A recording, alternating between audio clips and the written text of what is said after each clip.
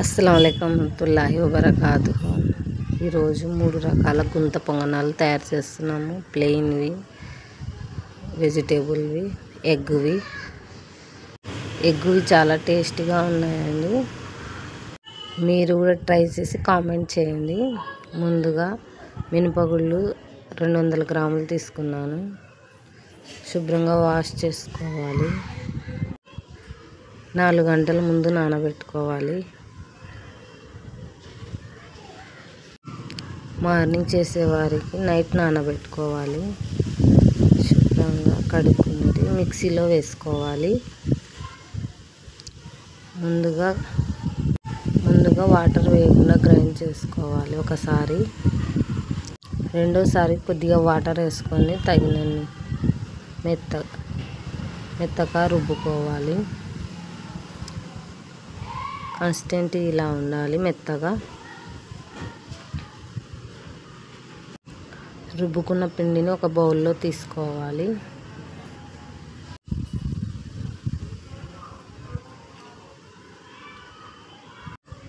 నాలుగు గంటల ముందు నానబెట్టుకున్న బియ్యం శుభ్రంగా వాష్ చేసుకున్నాను. ఇవి కూడా నీళ్లు వంపేసుకొని మిక్సీ జార్లోకి వేసుకోవాలి.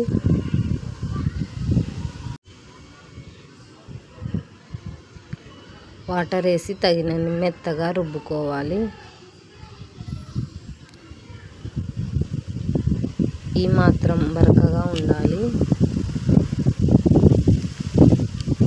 అప్పుడే పొంగనాలు బాగా వస్తాయి. బరకగా ఉంటే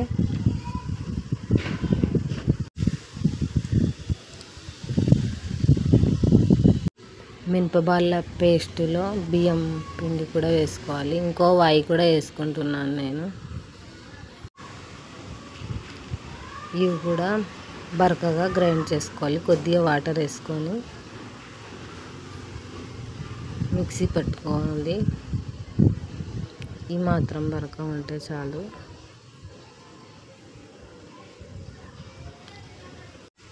మొత్తం పిండిని బాగా కలుపుకోవాలి. బాగా కలుపుకుంటే మార్నింగ్కి పిండి అనేది పొంగుతుంది.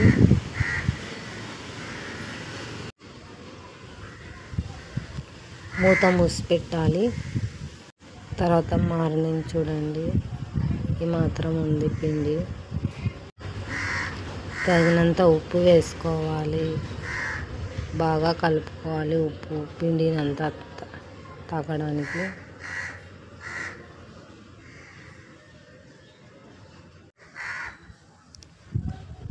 బ్యాటర్ ఎక్కువ చిక్కగా ఉంది. కొద్దిగా నీళ్ళు కూడా పోసుకోవాలి. బాగా కలుపుకోవాలి.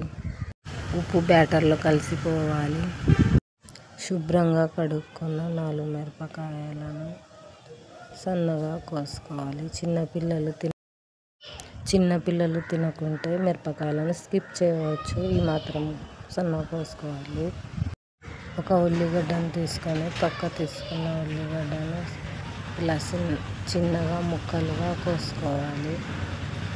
ఉల్లిగడ్డలను కూడా చిన్నపిల్లలు తినకుంటే స్కిప్ చేయవచ్చు.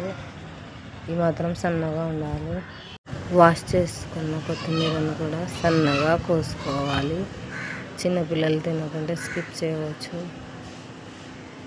మా పిల్లలు తినని సన్నగా కోస్తున్నాను నేను. మరి సన్నగా కోసుకోండి.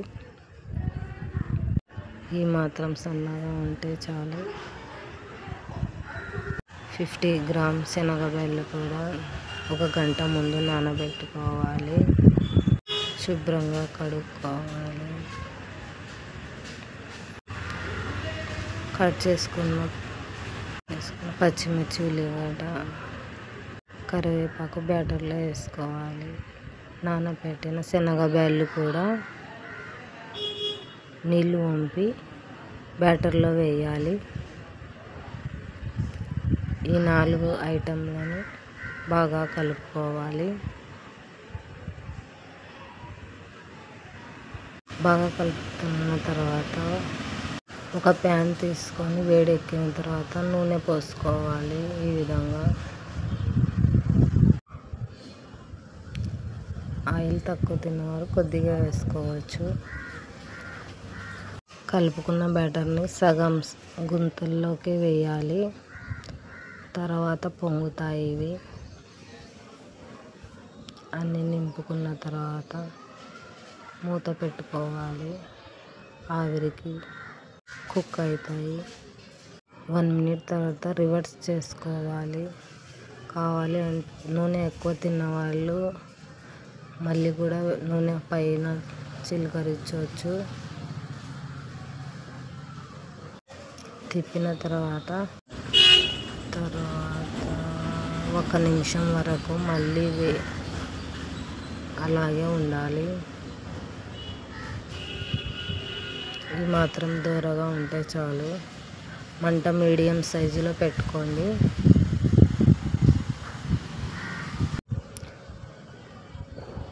తర్వాత ఒక ప్లేట్లోకి తీసుకోవాలి. కాలుతుంటే ఇలా గరిటెతో తీసుకోండి, ఈజీగా వస్తాయి.